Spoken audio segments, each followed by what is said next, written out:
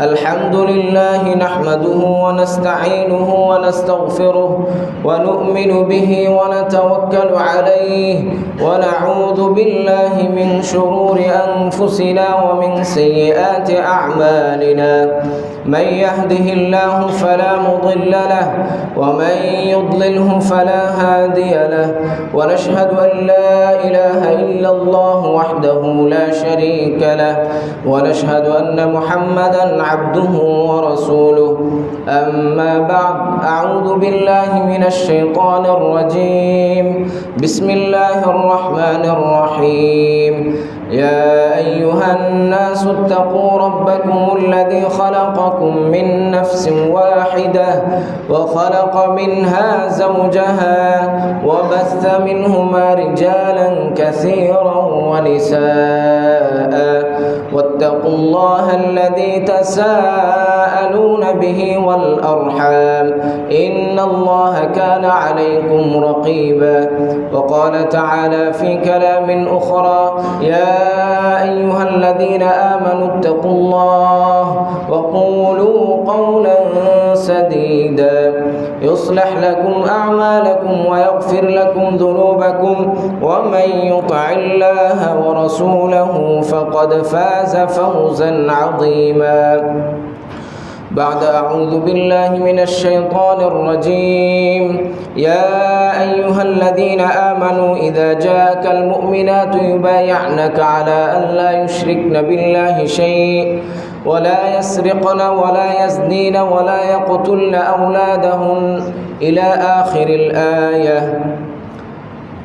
সম্মানিত হাজিরিন, মহান রব্বে কারিমের দরবারে শুকরিয়া জ্ঞাপন করছি যে আল্লাহ সুবহানাহু ওয়া তাআলা দীর্ঘ একটি মাস সিয়াম সাধনার মাধ্যমে অতিবাহিত করার পরে সালাতুল ঈদের মাধ্যমে আনন্দের সাথে খুশির সাথে আমাদেরকে ঈদের সালাত আদায় করার তৌফিক দান করেছেন। এই জন্য সকলে অন্তর থেকে পড়ছি আলহামদুলিল্লাহ। আল্লাহর হাবিব সাল্লাল্লাহু আলাইহি ওয়াসাল্লাম সর্বপ্রথম যখন মক্কা থেকে মদিনাতে আসেন, আনাস রাদিয়াল্লাহু তাআলা থেকে বর্ণিত, তিনি বলেন রাসূলুল্লাহ সাল্লাল্লাহু আলাইহি সাল্লাম দেখলেন সাহাবায়ে কেরাম খেলাধুলা করেন, বৎসরে 2 দিন খেলাধুলা করে। আল্লাহর রাসূল সাল্লাল্লাহু আলাইহি সাল্লাম জিজ্ঞেস করলেন যে তোমরা কি করো? সাহাবায়ে কেরাম বললেন কুন্না নালআব, আমরা এই দিবসে খেলাধুলা করি। আল্লাহর হাবিব সাল্লাল্লাহু আলাইহি সাল্লাম বললেন যে এটা চলবে না, এখন থেকে আল্লাহর পক্ষ থেকে তোমাদের জন্য 2টা বিধান নাজিল করা হইল। একটা হচ্ছে সালাতুল ঈদুল ফিতর আর একটা হচ্ছে ঈদুল আযহা। এই আজকে আমরা ঈদুল ফিতর, আজকে এখানে ঈদুল ফিতরের সালাত আদায় করছি। আমরা দীর্ঘ একটি মাস সিয়াম সাধনা করলাম। আল্লাহর হাবিব সাল্লাল্লাহু আলাইহি সাল্লাম সিয়ামের ব্যাপারে বলেছেন, আমরা এটার সম্পর্কে অনেক আলোচনাও শুনেছি। সিয়াম আসলে কি? সিয়াম সংযত করা, নিজেকে হেফাজত করা, নিজেকে গুটিয়ে নেওয়া, অর্থাৎ আমার চলাফেরা, আমার চালচলন, আমার অভ্যাস, আমার যে সমস্ত কাজ অতিরঞ্জিত, যে সমস্ত কাজ ফাহিশার দিকে নিয়ে যায়, সেই সমস্ত কাজ থেকে নিজেকে গুটিয়ে নেওয়া, এই হচ্ছে সিয়াম। আল্লাহ রাব্বুল আলামিন বলেন ইয়া আইয়ুহাল্লাযীনা আমানু কুতিবা আলাইকুমুস সিয়াম কামা কুতিবা আলাল্লাযীনা মিন ক্বাবলিকুম লাআল্লাকুম তাত্তাকুন। এই রমাদানে সিয়ামকে ফরজ করা হয়েছে যাতে করে তোমাদের মধ্যে তাকওয়া আসে, আল্লাহ ভীতি আসে, আল্লাহর ভয় আসে, তোমরা নিজেকে যেন সংযত করতে পারো, নিজের আত্মরক্ষা যেন করতে পারো। আল্লাহর হাবিব সাল্লাল্লাহু আলাইহি সাল্লাম বলেছেন আসসিয়ামু জুন্নাহ, সিয়াম হচ্ছে একটা ঢাল। ঢাল পরবর্তীতে হাদিসে আসছে, আল্লাহর হাবিব বলছেন যে ঢাল মানে কি? যেটা যুদ্ধ থেকে মানুষকে আত্মরক্ষা করে। সিয়াম হচ্ছে এমন একটি ডাল, যে ডাল জাহান্নামের আগুন থেকে বান্দাকে রক্ষা করবে। শুধু তাই নয়, সিয়ামের ব্যাপারে আল্লাহর হাবিব সাল্লাল্লাহু আলাইহি সাল্লাম বলছেন, দেখো আল্লাহ তাআলা বলেন যে তোমরা সালাত পড়ো নিজের জন্য, জাকাত দাও নিজের জন্য, হজ করো নিজের জন্য। তো একটা ইবাদত, যে ইবাদত সম্পর্কে আল্লাহর হাবিব বলছেন যে এই ইবাদতটা একমাত্র আল্লাহর জন্য করা হয়। কোন ইবাদত? আল্লাহর হাবিব সাল্লাল্লাহু আলাইহি সাল্লাম বলেন যে আল্লাহ রাসূল সাল্লাল্লাহু আলাইহি সাল্লাম বলছেন যে আস-সাওমু লি ওয়া আনা আজজি বিহি। সাওম এটা হচ্ছে আমার জন্য, আল্লাহ বলছেন সাওম হচ্ছে আমার জন্য, ওয়া আনা আজজি বিহি, আর আমি নিজ হাতে তার প্রতিদান দেব। সুবহানাল্লাহ। আল্লাহ তাআলা নিজ হাতে এটার প্রতিদান দিবেন। সালাতের ব্যাপারে আমরা জানি সওয়াব আছে, যাকাতের ব্যাপারে সওয়াব আছে, ফরজ বিধান। তো সিয়ামের ব্যাপারে আল্লাহ বলছেন আমি নিজ হাতে প্রতিদান দেব। এখন আপনিই চিন্তা করেন, যদি আল্লাহ নিজ হাতে প্রতিদান দেন সেটা কি পরিমাণে হতে পারে। আল্লাহ কত মহান, আল্লাহ কত বড়, যার কোনো সীমা পরিসীমা নেই। সে আল্লাহ রাব্বুল আলামিন বলছেন যে আমি নিজ হাতে সিয়াম সাধনা করে নিজ হাতে আমি প্রতিদান দেব। সুবহানাল্লাহি ওয়া বিহামদিহি সুবহানাল্লাহিল আযীম। এরপরে আল্লাহর হাবিব সাল্লাল্লাহু আলাইহি সাল্লাম বলছেন যে দেখো, শুধু তাই নয়, লিস-সাইমি ফারহাতানে, যারা সিয়াম সাধনা করবে, ফারহাতানে, তাদের জন্য দুইটা খুশির সংবাদ আছে। তাদের জন্য দুইটা খুশির সংবাদ আছে। ফারহাতুন ইনদা ফিতরিহি, একটা হচ্ছে সারাদিন সিয়াম সাধনার পরে সন্ধ্যাবেলা ইফতার করা। যারা সিয়াম সাধনা করে এই অনুভূতি একমাত্র তাদেরই আছে, এছাড়া যারা সিয়াম সাধনা করে না তারা এটার অনুভূতি বুঝতে পারবে না, এটা সম্ভব না। সারাদিন যখন সিয়াম সাধনার পরে বান্দা ইফতারের মুহূর্তে এক গ্লাস পানি পান করে, মনে হয় যে আল্লাহ তাআলা অন্তরটাকে শীতল করে দিয়েছে। সুবহানাল্লাহ। আল্লাহর হাবিব সাল্লাল্লাহু আলাইহি সাল্লাম বলেছেন ফারহাতুন ইনদা ফিতরিহি ওয়া ফারহাতুন ইনদা লিকাই রাব্বিহি। আল্লাহর হাবিব বলছেন ২ নম্বর খুশির সংবাদ হচ্ছে যে এই সিয়াম সাধনা করে লিকাই রাব্বিহি, সরাসরি আল্লাহর সাথে সাক্ষাৎ করবে। সুবহানাল্লাহ। বান্দার জন্য এর চাইতে খুশির সংবাদ আর কিছু হতে পারে না।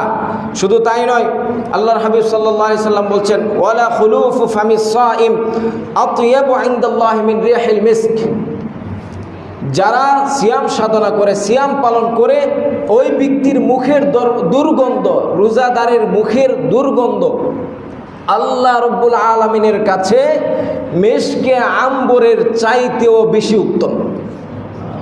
সুবহানাল্লাহি ওয়া বিহামদিহি সুবহানাল্লাহিল আযীম। শুধু তাই নয়, আল্লাহর হাবিব পরবর্তীতে এক হাদিসে বলছেন যে ওমান কানা আন আবি হুরায়রা রাদিয়াল্লাহু আনহু قال قال رسول الله صلى الله عليه وسلم ومن كان من اهل الصيام دعي من باب الريان। যেই ব্যক্তি সিয়াম পালন করবে তাকে রায়্যান নামক জান্নাতের গেট থেকে ডাকা হবে। নিশ্চয়ই ফাইন্না ফিল জান্নাতি বাবান, নিশ্চয়ই জান্নাতের দরজা গেট রয়েছে ৮টি। ইউকালু লাহু রায়্যান, কিন্তু রোজাদারকে ডাকা হবে রায়্যান নামক জান্নাতের গেট দিয়ে।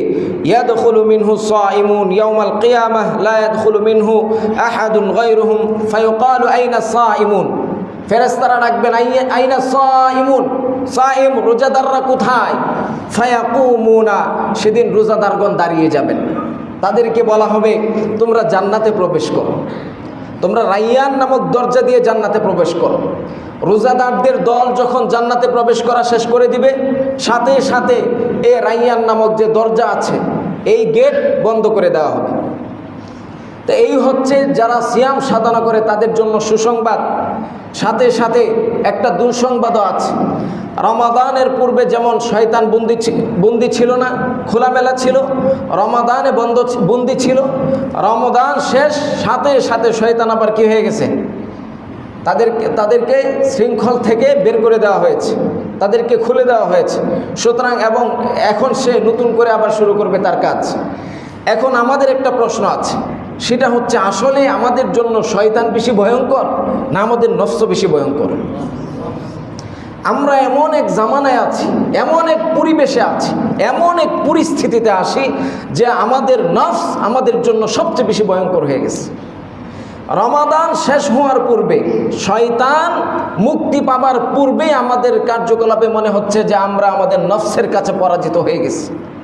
আমরা শয়তানের কাছে নয়, বরং আমরা আমাদের নফসের কাছে পরাজিত হয়ে গেছি। আমাদের কাজ, আমাদের চলাফেরা, আমাদের চালচলন, সিয়াম, এই ঈদ কাদের জন্য? ঈদ যারা নতুন পোশাক পরেছে তাদের জন্য না, ঈদ হচ্ছে যারা ঈমানের পোশাক পরতে পেরেছে।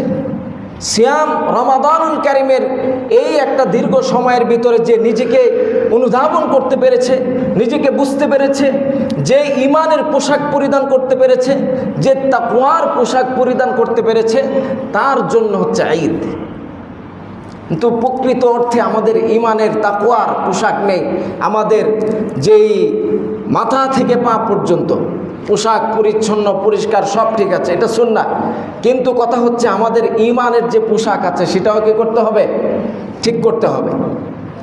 দেখেন, আমরা ঈদুল ফিতর এটা আমরা সবাই আনন্দ ভোগ করি, আনন্দ উপভোগ করি, আলহামদুলিল্লাহ, এটা আল্লাহ তাআলার পক্ষ থেকে আমাদের জন্য একটা পুরস্কার। এই দিবসকে ইসলামিজেশন করতে হবে। ইসলামিক যে কালচার আছে এই কালচার এটাকে পালন করতে হবে। আমাদের মধ্যে এই দিবসেও এমন কিছু কালচার আছে যে কালচারগুলো ইসলামের সাথে যায় না। এই দিবসে আমার আপনার সন্তান, আমি যেমন মুসলিম, আমার সন্তানও মুসলিম, কিন্তু কাজ করছে কাদের? কাজটা করছে ইহুদি খ্রিস্টানের। এই ঈদের রাত থেকে শুরু, গান বাদ্য দিয়ে শুরু, যতদিন ঈদের আনন্দ থাকবে ততদিন ঈদের জন্য কি করে? গান বাদ্য করে। যেই ঈদ আল্লাহর হাবিব সাল্লাল্লাহু আলাইহি সাল্লাম এনেছেন ফাহেসা কাজ দূর করার জন্য, সেই ঈদে আমরা ফাহেসা কাজকে ফিরিয়ে নিয়ে আসছি। অর্থাৎ আমরা জাহিলি যুগে আবার ফিরে যেতে রাজি। নাউযুবিল্লাহি মিন যালিক। তাহলে এই ঈদের মাধ্যমে আমাদের যত ফাহেসা কালচার আছে, ইহুদি খ্রিস্টানের যত কালচার আছে, সব কিছু দূরে ঠেলে ইসলামের যে কালচার আছে সেই কালচারগুলো নিজেদের মধ্যে গ্রহণ করতে হবে। সম্মানিত হাজিরিন, আজকে যেহেতু আমাদের এখানে পুরুষ মহিলা উভয় আছেন, সবাইকে নিয়ে অল্প কিছু কথা বলবো। এর পূর্বে আমরা ঈদের দিনে আমরা যে সমস্ত কাজগুলি করি, যাকাতুল ফিতর, এটা সম্পর্কে আমাদের জানা আছে। যাকাতুল ফিতর এটা মুসলিম সবার জন্যই ফরজ। রাসূলুল্লাহ সাল্লাল্লাহু আলাইহি সাল্লাম বলেছেন, আন ইবনে উমর قال فرض رسول الله صلى الله عليه وسلم زكاة الفطر صاعا من تمر أو صاعا من شعير على الحر والعبد والذكر والأنثى والصغير والكبير من المسلمين وأمر بها أن تؤدى। আল্লাহর হাবিব সাল্লাল্লাহু আলাইহি সাল্লাম বলেছেন যে যাকাত এটা ওয়াজিব, ফরজ। কাদের জন্য?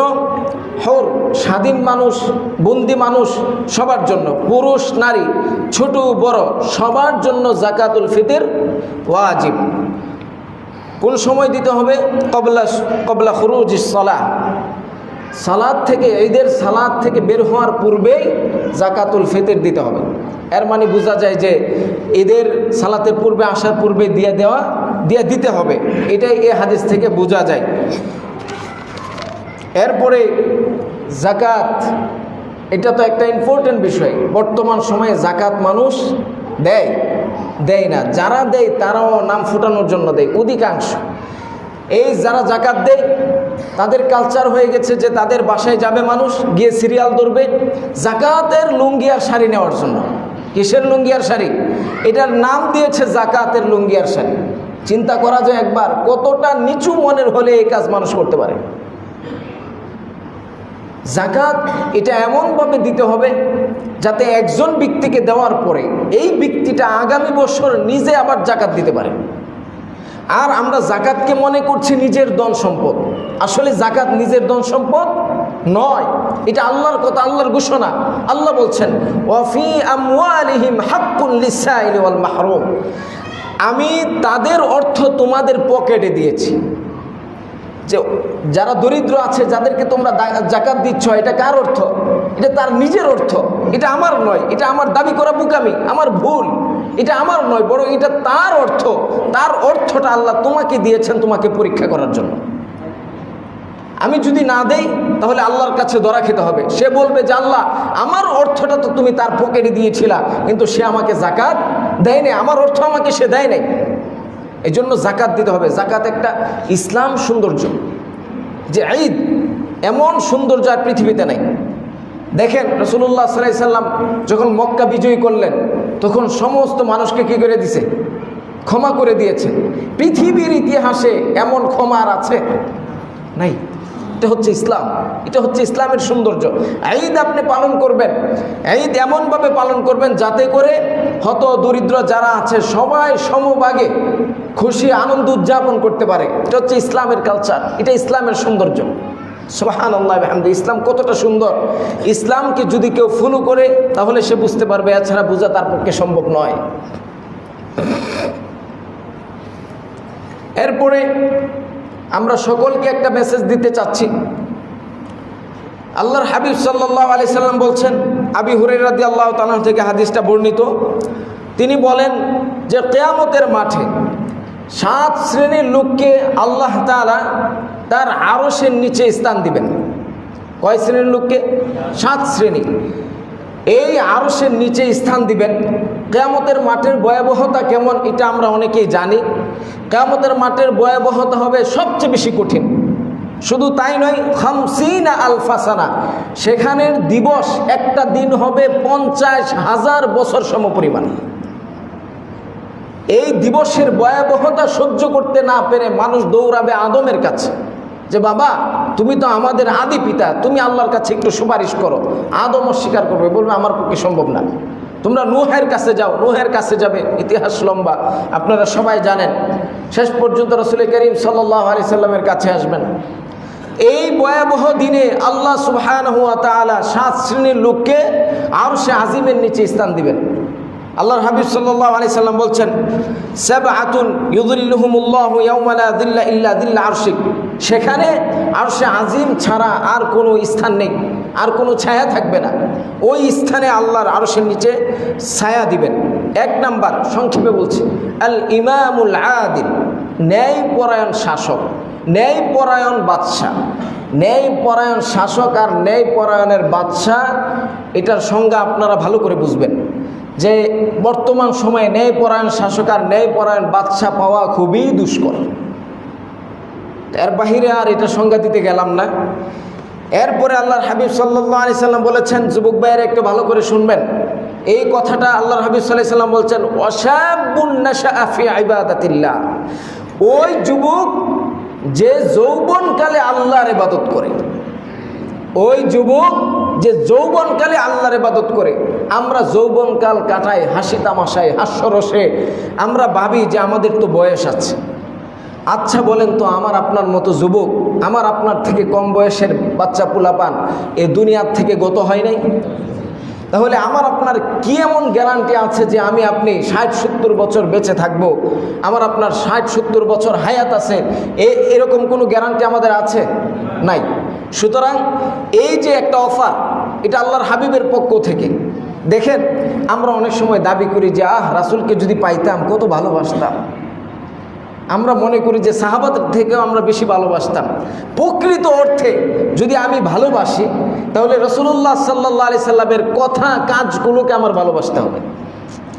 এই আল্লাহর হাবিব সাল্লাল্লাহু আলাইহি সাল্লাম অফার করেছেন, ওয়াশাবুন নাশাআ ফি ইবাদাতিল্লাহ, ও যুবক তোমার যৌবনকালের ইবাদত আল্লাহর জন্য কাটিয়ে দাও। যৌবনকালটা আল্লাহর জন্য কাটিয়ে দাও, আল্লাহর জন্য ইবাদত করো। তাহলে সেদিন 7 শ্রেণীর মধ্যে 1 শ্রেণী ওই যুবক যারা যৌবনকালে আল্লাহর ইবাদত করে। এই শ্রেণীর লোকদেরকে আল্লাহ তাআলা তার আরশের নিচে স্থান দিবেন। এরপরে আল্লাহর হাবিব সাল্লাল্লাহু আলাইহি সাল্লাম বলছেন, ওয়ারাজুলুন কলবুহু মুআল্লাকুন ফিল মাসাজিদ। এখন মুরব্বীরা বলবেন, যুবকদের কথা তো আল্লাহ বললেন, আল্লাহর হাবিব বললেন, তাইলে আমরা কি বাদ পড়ে গেলাম? আপনারাই বলেন, আপনাদের যৌবনকাল যায় নাই? গেছেনি? তাহলে আপনারাও বাদ নাই। তারপরেও আল্লাহর হাবিব সাল্লাল্লাহু আলাইহি সাল্লাম বলছেন, ওয়ারাজুলুন কলবুহু মুআল্লাকুন ফিল মাসাজিদ। এটা যুবকদের জন্য নয়, শুধু সবার জন্য। ওই পুরুষ যার অন্তর মসজিদের সাথে লাগানো থাকে। বাংলা সহজ ভাষায় বললাম, আমার কথা কি আপনারা বুঝেন? ওই ব্যক্তি যার অন্তর মসজিদের সাথে লাগানো থাকে, অর্থাৎ সে জোহরের সালাত পড়ছে, তার বাড়িতে চলে গেছে, কিন্তু তার অন্তর মসজিদে, যে আসরের আজানটা কখন দিবে, আমি আসরের সালাত পড়ব। আসরের সালাত পরে বাসায় গেল, বাসায় গিয়ে তার মনে মনে এটা আসতেছে যে মাগরিবের সালাতের আজানটা কখন দিবে, আমি মসজিদে গিয়ে মাগরিবের সালাতটা আদায় করব। মাগরিবের সালাত পরে বাসায় গেল, তার মনের ভিতরে এটা আসতেছে কখন মসজিদে যাব, আমি মসজিদে গিয়ে এশারের সালাতটা কখন পড়ব। এরকম যার অন্তর মসজিদের সাথে লাগানো আছে, সে কাল কিয়ামতের কঠিন ময়দানে আল্লাহর আরশের নিচে স্থান পাবেন। এরপরে আল্লাহর হাবিব সাল্লাল্লাহু আলাইহি সাল্লাম বলেছেন, এটাও একটা গুরুত্বপূর্ণ বিষয়, ওয়ারাজুলুন তাহাব্বা ফিল্লাহি ইজতামাআ আলাইহি ওয়া তাফাররাকা আলাইহি। দুইজন ব্যক্তি একে অপরকে ভালোবাসবে আল্লাহর জন্যে। দুইজন ব্যক্তি একে অপরকে কার জন্য ভালোবাসবে? আল্লাহর জন্যে। তারা একত্রিত হবে আল্লাহর জন্য, তারা দূরে চলে যাবে আল্লাহর জন্য। তারা একজনকে ভালোবাসবে আল্লাহর জন্য, ঘৃণাও করবে আল্লাহর জন্য। তাহলে এই জিনিসটা দেখেন, সংস্রব আর হচ্ছে খারাপ লোকদের সহবত, এটা মানুষকে ধ্বংস করে দেয়। বন্ধু যদি খারাপ হয় তাহলে একটা মানুষ সহজেই কি হয়ে যায়? ধ্বংস হয়ে যায়। এই জন্য যার সাথে মিশবো, কেন মিশবো? কার জন্য মিশবো? আল্লাহর জন্য মিশবো। এটার সম্পর্কে আল্লাহর হাবিব সাল্লাল্লাহু আলাইহি সাল্লাম বলেছেন, মান কুন্না ওয়াজাদা বিহিন্না হালাওয়াতাল ঈমান, যে 3 শ্রেণীর লোক ঈমানের স্বাদ পায়। আমরা অনেক সময় দেখা যায় সালাত পড়ি, মজা লাগে না, তৃপ্তি আসে না, যাকাত দেই, তৃপ্তি আসে না, সিয়াম পালন করি, তৃপ্তি আসে না, আমাদের ইসলামিক যে কালচার আছে এগুলি পালন করতে তৃপ্তি আসে না। আল্লাহর হাবিব সাল্লাল্লাহু আলাইহি সাল্লাম বলেছেন, শোনো, 3টা গুণ যার মধ্যে থাকবে সেই ব্যক্তি কেবল ঈমানের স্বাদ পাবে। 1 নম্বর গুণ হচ্ছে মান কানাল্লাহু ওয়া রাসূলুহু আহাব্বা ইলাইহি মিম্মা সিওয়াহুমা, তার অন্তরে আল্লাহ এবং রাসূলের ভালোবাসা সবচাইতে বেশি থাকবে। তার অন্তরে আল্লাহ এবং রাসূলের ভালোবাসা সবচাইতে বেশি থাকবে। আজান হয়ে গেছে, আমি দোকানে চলে গেলাম, অথচ আমি চাইলে সালাত পড়ে দোকানে যেতে পারি। আজান হয়ে গেছে, আমি চাইলে আমার কাজটা সালাত পড়ে যেতে পারি, কিন্তু আমি আমার কাজটাকে প্রাধান্য দিলাম, সালাতকে প্রাধান্য দেই নাই।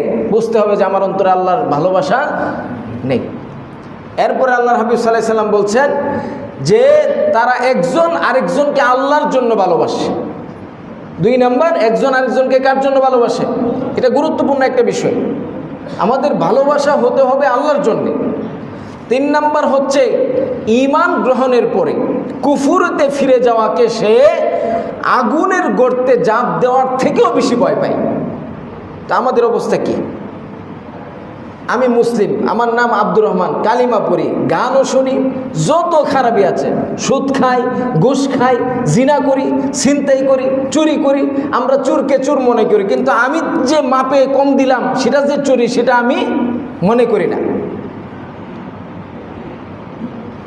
আমি জিনাকুরকে দেখে জিনাকুর মনে করি, কিন্তু আমি যে হাঁটতেছি, চলতেছি, ফিরতেছি, চোখের আড়ালে আমি যে জিনা করছি সেটাকে আমি জিনা মনে করি না। এই জন্য সাবধান হতে হবে, সতর্ক হতে হবে।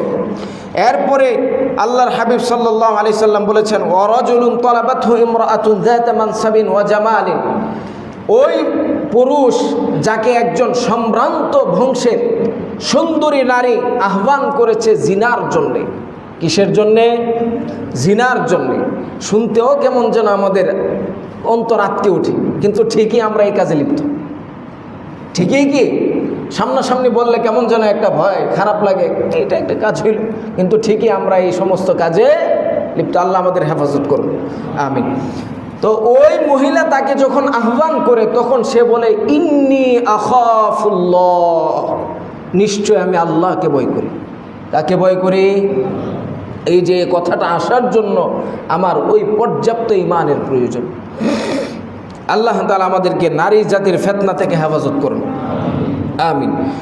এরপরে আল্লাহর হাবিব সাল্লাল্লাহু আলাইহি সাল্লাম বলেছেন, ওয়ারাজুলুন তাসাদ্দাকা আখফা হাত্তা লা তা'লামা শিমালিহি মা তুনফিক বিয়ামিনিহি। আল্লাহর হাবিব সাল্লাল্লাহু আলাইহি সাল্লাম বলছেন যে সে খরচ করবে, দান করবে, এমনভাবে দান করবে ডান হাতে দিবে, তার বাম হাতও জানবে না। ওই লোককে আল্লাহ তাআলা আরশের নিচে স্থান দিবেন। এরপরে আল্লাহর হাবিব বলছেন, ওয়ারাজুলুন যাকারাল্লাহু খালিয়ান ফাফাদাত আইনাহু, সে আল্লাহর জিকির এমনভাবে করবে, যখন সে আল্লাহর জিকির করবে তার চোখ দিয়ে অশ্রু বেয়ে পড়তেই থাকবে। আল্লাহ সুবহানাহু ওয়া তাআলা বলছেন, আলা বিযিক্রিল্লাহি তাতমাইন্নুল কুলুব, যারা মুমিন তাদের সামনে যখন আল্লাহর জিকির করা হয় তখন তাদের অন্তর প্রশান্ত হয়, তাদের ঈমান বৃদ্ধি পায়। এইবার আসেন, আমাদের যেই সমস্ত মহিলারা এখানে অনেকে আছে, আর মেসেজ যেহেতু আমাদের সব জায়গায় চলে যাবে, আমি এই ঈদগাহ থেকে আজকে একটা মেসেজ দিয়ে দিব। এই মেসেজটা ইনশাআল্লাহ ফলো করার চেষ্টা করবেন। মহিলাদের জন্য উদ্দেশ্য মানে আমার আপনার মা মহিলা না মহিলা, আমার আপনার বোন মহিলা, আমার আপনার স্ত্রী মহিলা, আমার আপনার মেয়ে আছে মহিলা। সুতরাং এই ক্ষেত্রে আমাদের সবার জন্য এই হাদিসটা প্রযোজ্য। শুনেন, রাসূলুল্লাহ সাল্লাল্লাহু আলাইহি সাল্লাম বলেন, আন আবি হুরায়রা রাদিয়াল্লাহু আনহু قال قال رسول الله صلى الله عليه وسلم সিনফান মিন আহলিন নার, এমন একটা শ্রেণী আসবে, এমন দুইটা শ্রেণী আসবে যাদেরকে আমি দেখি নাই। এর মধ্যে একটা শ্রেণী হচ্ছে নিসাউন কাসিয়াতুন আরিয়াত মুমিলাতুন মাইলাত রুউসুহুন্না কাআসনিমাতিল বুখল। আল্লাহর হাবিব সাল্লাল্লাহু আলাইহি সাল্লাম বলেছেন, এমন নারী, যেই নারী এমনভাবে সাজুগুজু করে রাস্তায় বের হয়, সে অন্যান্য পুরুষদেরকে নিজের দিকে আকৃষ্ট করে এবং নিজে অন্য পুরুষের দিকে আকৃষ্ট হয়। কথাটা বুঝবেন, সে নিজে এমন সাজুগুজু করে, বর্তমান যুগে মডার্ন বুরকাও বের হয়েছে, যে বুরকাগুলি পরলেও মনে হয় যে একটা মহিলা উলঙ্গ। নাউযুবিল্লাহি মিন যালিক, একটা বুরকা পরে, এই বুরকাগুলি পরলেও মনে হয় একটা মহিলা উলঙ্গ। আল্লাহর হাবিব সাল্লাল্লাহু আলাইহি সাল্লাম বলছেন, এমন পোশাক পরবে যেই পোশাকের কারণে সে নিজেকে পুরুষদের দিকে আকৃষ্ট করবে এবং পুরুষদেরকে তার দিকে আকৃষ্ট করবে। শুধু তাই নয়, তাদের আরেকটা গুণ বর্ণনা করা হয়েছে, রুউসাহুন্না কাআসনিমাতিল বুখতিল মাইলা, যে তাদের মাথার মধ্যে যে চুল থাকবে, এই চুল উটের যে কুজো আছে, উটের পিঠে একটা কুজো আছে না, এটা ভেড়ে পড়ে যায়, এই কুজুর মতো তাদের মাথার চুলকে এভাবে করে ফেলবে। দেখবেন অনেক মহিলাদের দেখা যায় চলাফেরা করতে বাজারে, তাদের মাথার মধ্যে একটা পুটলার মতো দেখা যায়। এই সমস্ত নারীদের ব্যাপারে রাসূলুল্লাহ সাল্লাল্লাহু আলাইহি সাল্লাম বলেছেন, লা ইয়াদখুলনাল জান্নাহ, লা ইয়াদখুলনাল জান্নাহ ওয়া লা ইয়াজিদনা রিহাহা, সাবধান, এই মহিলা জান্নাতে প্রবেশ করবে না। ওয়ালা ইয়াদখুলনা রিহাহা ওয়ালা ইয়াজিদনা রিহাহা, শুধু তাই নয়, সে জান্নাতের ঘ্রাণও পাবে না। আল্লাহর হাবিব বলছেন, অথচ জান্নাতের গান 500 বছরের দূরত্ব থেকেও পাওয়া যাবে। তাহলে কতটা দূরে আল্লাহ তাদেরকে রাখা হবে। আজকের এখান থেকে মেসেজ, আপনার স্ত্রীকে আপনি পর্দায় রাখবেন, আপনার মেয়েকে আপনি পর্দায় রাখবেন, আপনার মাকে আপনি বুঝাবেন, আপনার বোনকে আপনি বুঝাবেন। যদি আপনি ব্যর্থ হন তাহলে আপনি আল্লাহর কাঠগড়ায় দাঁড়াতে হবে। যদি আপনি আপনার স্ত্রীকে পর্দায় না রাখেন তাহলে আল্লাহর কাঠগড়ায় দাঁড়াতে হবে। এখন এই কথা যেমনই হোক, আল্লাহর কাছে কিন্তু জবাবদিহিটা আমাদের করতেই হবে, আল্লাহর সামনে কিন্তু দাঁড়াতেই হবে। আমার স্ত্রী পর্দা করে না, আমি বুক ফুলায় হাঁটি, বিশাল বড় হাজি সাহেব, অনেক বড় হাজি, আমি অনেক বড় মুসল্লি, 5 ওয়াক্তের সালাত মসজিদে আসে পড়ি। আল্লাহর হাবিবের বাসায় আপনি দাইয়ুস, আল্লাহর হাবিবের বাসায় লোকটি দাইয়ুস, আর দাইয়ুসকে আল্লাহ জান্নাত দিবেন না। সুতরাং এখান থেকে প্রতিজ্ঞা করেন যে আমি নিজেও পর্দা করব, আমার স্ত্রী, আমার সন্তান, আমার বোন, আমার মা, তাদের সবাইকে পর্দার জন্য আহ্বান করব। যাদের উপর কর্তৃত্ব আছে তাদেরকে পর্দা করার জন্য আহ্বান করব। যাই হোক, সংক্ষিপ্ত করছি, শুধু 2টা শব্দ একটা হাদিসের। মুআজ ইবনে জাবাল রাদিয়াল্লাহু তাআলা আনহু, এটা হচ্ছে আমার শেষ মেসেজ আজকের এখান থেকে। মুআজ ইবনে জাবাল রাদিয়াল্লাহু তাআলা আনহু বলেন, قال أوصاني رسول الله صلى الله عليه وسلم بعشر كلمات, যে রাসূলুল্লাহ সাল্লাল্লাহু আলাইহি সাল্লাম আমাকে 10টি উপদেশ দিয়েছেন।